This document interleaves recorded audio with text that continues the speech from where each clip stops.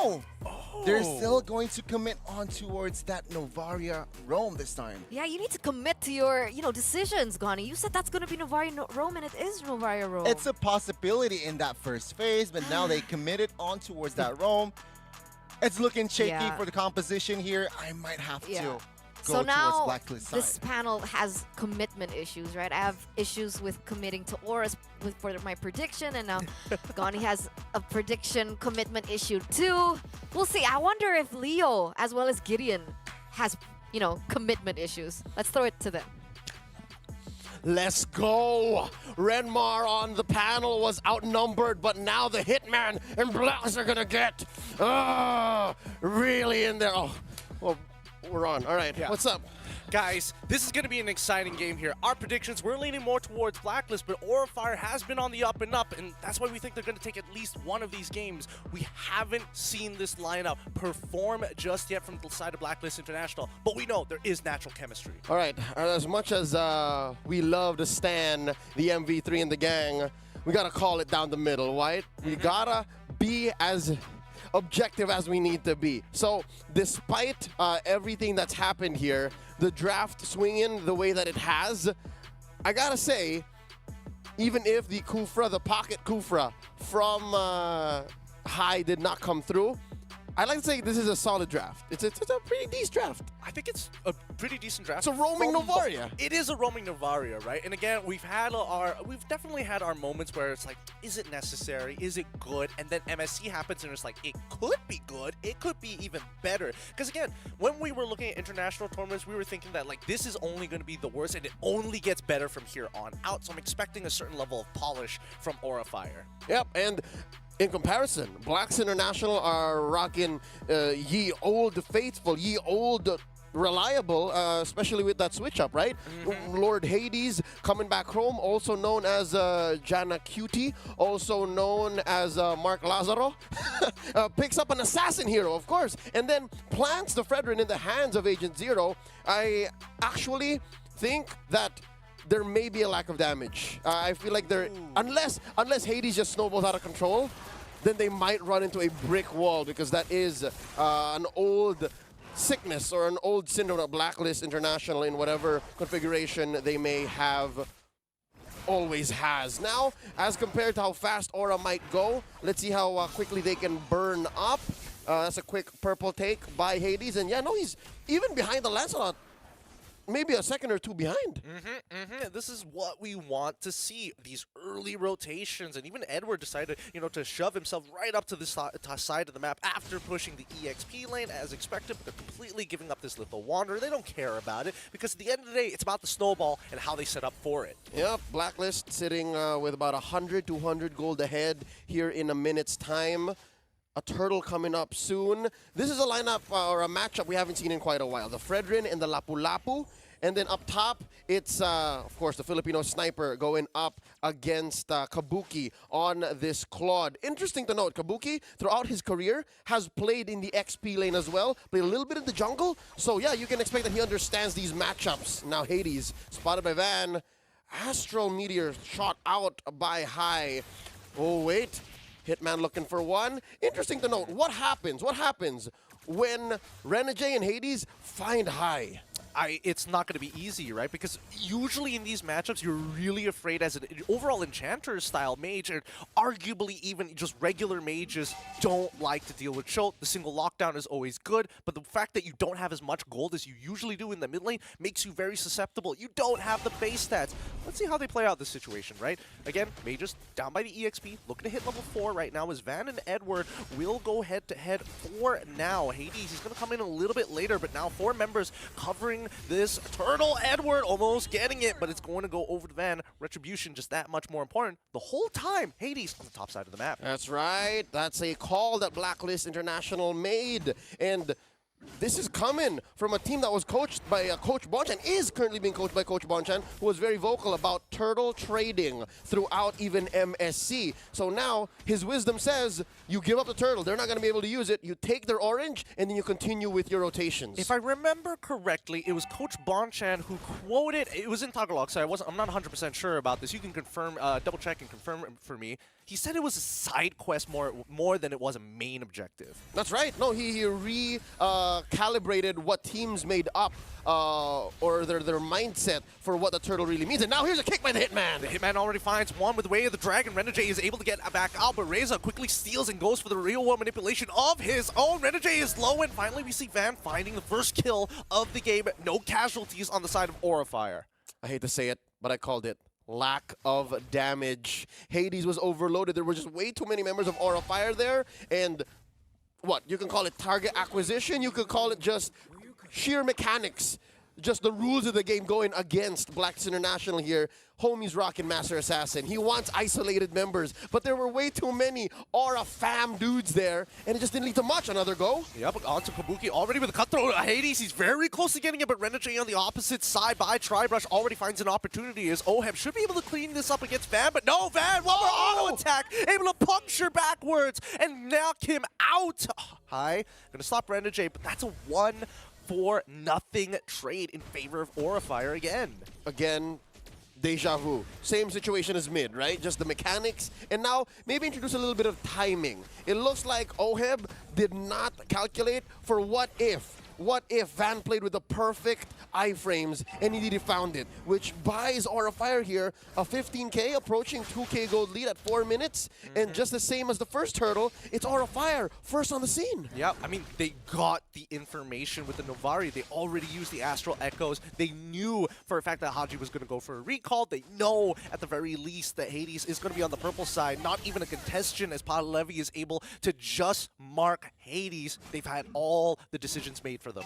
This is a difficult game for a Fanny. Yeah, despite it coming through to the draft in perfect timing, it's just not performing right now. Yeah, it's so easy to say that we can isolate high. We can find Kabuki even before he's able to farm up comfortably. Hell, even Reza isn't going to have a great early to mid spike to help build up to what they eventually want, but no, Aura Fire just welcomed him. Now Van diving in. Yep, he wants his bat. Oheb ends up dying regardless, but Hades in the back starting his work onto Wards High. Runs out of energy, is forced to get back out of there. And another 1-for-0 trade in favor of Aura Fire, who have now started to build their lead to a 2.2. But it's the Hitman who kicks back high. It's the real war manipulation. Good synergy between the two. That's right. It looks like this is the first win for Blacklisk International in this 5.5-minute game. And here's Hades trying to repair the situation. Clear the wave, starting to kill on Van, and the shutdown. Yep, good commitment from Hades, even utilizing the retribution. He realized he may have missed an auto attack, but he can still recover from it. And that's what you're hoping to see from Blacklisk International. 2-3 right now, at least making sure that the gold lead doesn't run away from them. Renegade, good Way of the Dragon onto Kabuki's side, but he's able to walk away from it with that Purify to make sure he doesn't take the full amount of damage. Renegade's Way of the Dragon cooldown is on a timer, more than just what the game shows. As soon as it's up, oh, I want to find something. I want to get that in. And just like that, good time for us to actually check in on the item game here. Haji yet to die, the KDA machine, rocking his Ice Queen 1. So again, despite the rocky start for Blacklisk International, they understand that we should still stay on the offensive. I'm not going to build first item brute force breastplate, all right? And for the Aura Fam this time around, you can see that Reza already has a COD, so it's a slow snowball, but he's eventually going to get there.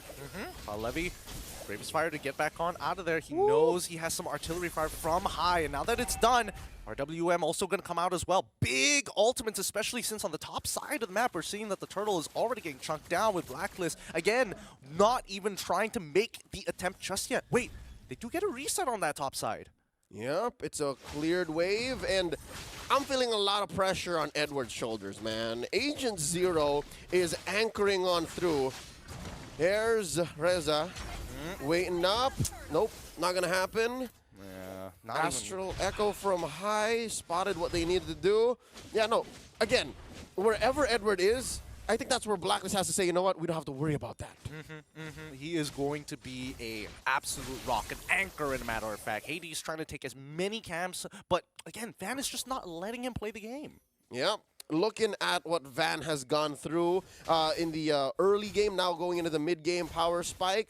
Edward Looking for one. Does he know Hades is here? Yep, they're going to go on for a full-on brawl to try to steal it away. Oh, Renegade gets a really good way of the Dragon, and they secure the kill with the RWM. Kabuki makes his attempt. He cracks open the mid-tier 1 at the same time, so despite Van dying, they still got a trade back in the form of a structure. Yep, before he died, Van was already rocking some tough boots, helping with the CC mitigation, Thunderbelt, and Warak. So yeah, this is as snowball as it gets. He just really wants to confirm kills and just go ahead and whack away whenever he finds a good target, which puts Aura Fire here 2K ahead. 2 turrets down as well. And even if we are sitting at 3-3 at 8 minutes, it looks like Blast International are working on their tempo. They understand that, yeah, we are behind. But yeah, if Renegade gets a pick off, we get the most of it. And so far, I'd say it's a, what, 60, 50% hit rate on the Hitman's attempts. He finds the kicks, but doesn't necessarily secure the kill. Like you mentioned, there is a bit of lack of damage. You have to have the right components at the right place at the right time. Kabuki losing 60% of his HP to a single cutthroat from Hades. They try to finish him off, but now RWM as well as Blazing Duet. Oheb doesn't make the shot. High still able to outplay it for now. Good movement overall. Yep. It looks like they're going to continue pressuring bottom lane tier 1. It looks like that's where Blacks International says, you know what? Oheb needs some farm. This is where we're going to get it from. And that's the long lane. So I'm guessing they made this smart choice so that it's not so easy for Aura Fire to, despite this big lead, dominate through that turtle. Or rather, Lord take now the kick. Oh, protecting it for Hades. Good guy Renegade.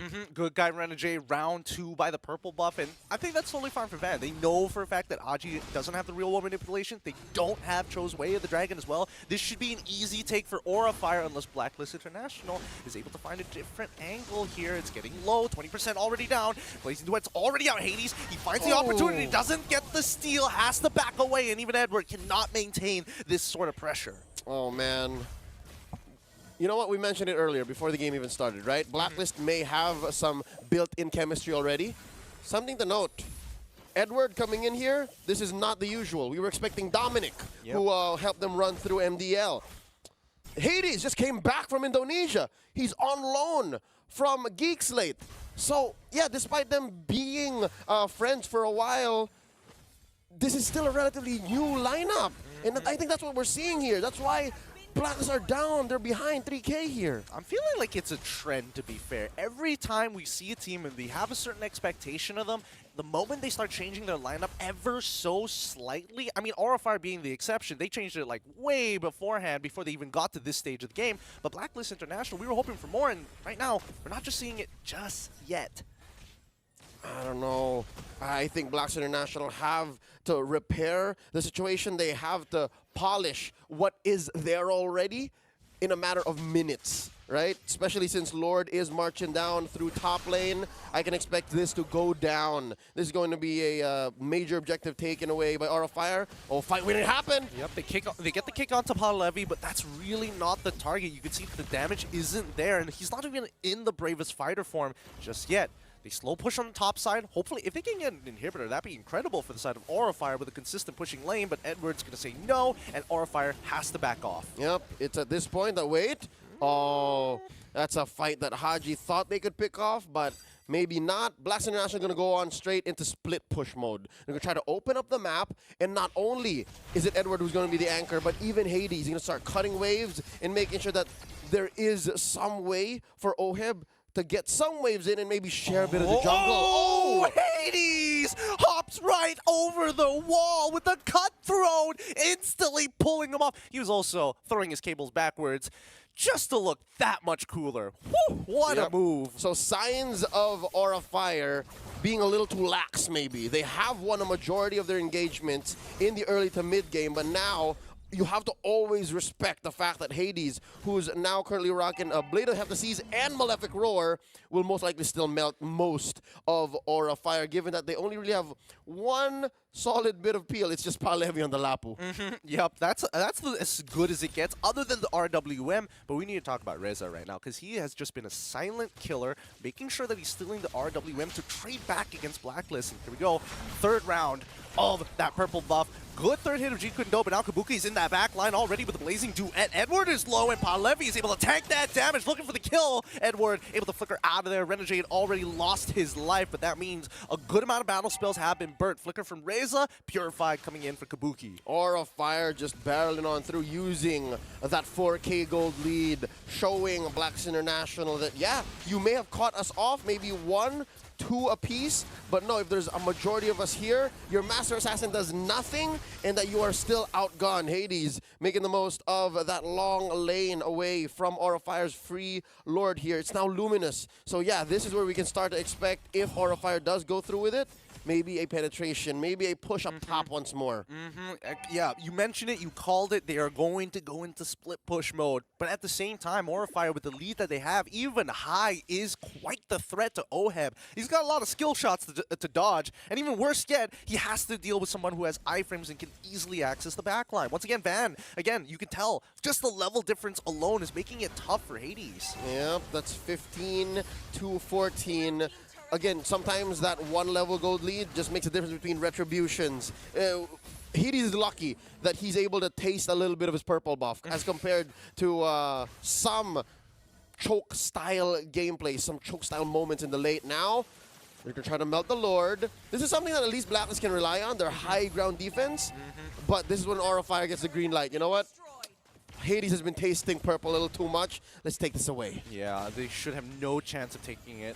More importantly, so just the constant spheres coming out from high. He is just keeping his eyes on Oheb and forcing him to recall as much as possible. If not Oheb, at least Haji, because they're the two who are the high ground heroes, the ones that can clear the waves the fastest. Yep, so in perspective, the fact that it's Oheb and Haji who is gaining the most gold for Blacklist is a good thing, but if they're behind all 4 members of Aura Fire save for high, then maybe it's not such a good situation. So yeah, reality check, Blacklist not in a good spot, but it's not like it's over quite yet. This is a huge lead, all right? And Aura Fire, despite them being a new lineup, seems like they have it figured out. There's a synergy diff here, definitely, I can say that. Yeah, real big synergy diff. Not to mention that Oheb, despite dying twice, coming in at 3rd place in terms of overall total gold, pretty impressive, right? I mean, let's look at the damage and see where he stands. And right now, Oheb, right at the bottom, because he hasn't been able to participate, it's obvious that from the lead that Kabuki and Hai have had. Hai, I mean, he's just going to continuously harass you day in, day out, it's right? free. Why not? Just take the damage. It's so free. Yep. And of course, Kabuki, who is a little more open and just bullish to actually dive in with a Blazing Duet. And again, I think Oheb, 50% of the time in this 15-minute game, has been rocking Renner, right? Oh, wait, there's a catch? I mean, he tried, Renegade doesn't get the right angle, and now he's going to get punished with the Blazing Duet. Not just yet. It's going to be the bravest fight. Here we go, the Blazing Duet in that back line, getting all the resources and even a Purify to ensure that he lives. Edward left with no support whatsoever, with his steal on the way of the Dragon from Reza to put him out of his misery. All right. That was Blacklist just getting run over. I just have to say, again, you don't look at a 5K, 6K goal lead and say, maybe we can. Maybe we can. But as honest as Blacklist was, no matter what potential setup Renegade may have found, again, something tells me Blacklist aren't on the same page. It could be one. I don't know if because Coach Bonchan's overall style, is it going to lean towards, let's see the duality of man, let's see a different side of Blacklist rather than just go for that military style with Wise and Oh My Venus of playing it slow. Gideon, I'm not even considering coaching staff here. We saw a little bit of that earlier, right, with the turtle trade for more objectives elsewhere, but now in this situation when you're down 8K, when you can't even leave your base, you can't call coaching, right? So this comes down to just you guys, just a 5. And here it's so hard to go up against Aura Fire. We're in role per role, position for position. You are down, you are behind. Where do they find it? We've yet to see Edward pull off Agent Zero things. I'm not so sure if it's possible with an with a Fredrin And with a situation like this, they do find a kick. Yep, they find the kick. Oh, Bennett's rage deals more than enough with a quick cleanup coming in from Hades. They finally find the pick on towards Van once again. Aurifire is going to keep up with their siege, and especially with a Luminous Lord on their side, they want to at least guarantee an inhibitor turret. The siege is going to continue, but here comes Hades. He's waiting for the right opportunity. Kabuki's going to back away. He doesn't want to get into the middle of that. Palevi is taking way too much damage, and now tries to run away, but Edward's not going to let him. In the meantime, on the opposite side, we do see that Reza, he's got the way of the dragon. He's ready to pull it off. Palevi still alive, and Edward doesn't want to keep on doing this. The damage from high is really starting to stack up. All right, it looks like they have been able to clear. Steal. A steal, yes, but better with black than elsewhere, right? Now Kabuki spotted by Hades. Uh-oh. All right, BMI out. All right. They're okay. All right, so now we're from worse to bad.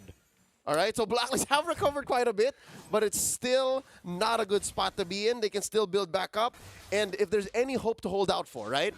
Blacks International, you can change the names. You can change the lineup, but this is still a majority of Blacklist Prime, who was known to take it all the way late. They have a rubber band mechanic within their own base. So yeah, the fact that they're still keeping their inhibitors is a reason for the agents and a reason for the Filipinos watching to still hold hope. This is a little bit of a hopium for y'all watching. And yeah, they have shrunk a little bit of the lead. Yeah, even Oheb and Kabuki, just 1,000 behind each other. Yeah. Despite how much Oheb has struggled so far. I'm surprised how much goal High was able to actually generate for himself, right? It just shows you the value of the mystery shop overall. I mean, the scoring line 5-6, 18 minutes into the game, the gold lead is about to not matter anymore. And I think Blacklist International are in a position where they can really turn the tides. Yep, and something to note about High's arsenal here, High's build. Homie is rocking a brute force breastplate. So he knows that someone's going to come get me in the back some way, somehow. So I cannot rely on my pathing and my MS boost via the second skill. So I have to protect myself. So yeah, Astral Echo here, looking for Aura Fire to set it up. Van gonna try to steal it away. Bandit's Rage is already out. Van gets on out of there just in time with a third of his HP still available. But this means that at least one of the ultimates from Oheb is down. Still a majority of their spells available. Wait, Hades has used his Retribution. Van is currently at a 16-second. They can start it first and look to finish it when Van has his Retribution back online. So they're going to take their time with this. They want to get it somewhat low, but not at a point where it can be stolen away. All right, let's see. Let's see if this Blacklist can dance. Let's see if Aura Fire can get away with just barreling on through. Oh, it looks like Blacks made the call. They're not going to contest. Yeah, they're not even going to try. You can see down by the bottom side, Hades is just clearing up that waves. They're waiting for the next one. All right, there's no dance if the other does not consent. If the other says, let's dance, it's not going to happen. So they just take it. And yeah, 100% of all turtles so far going over to Aura Fire. 4-0.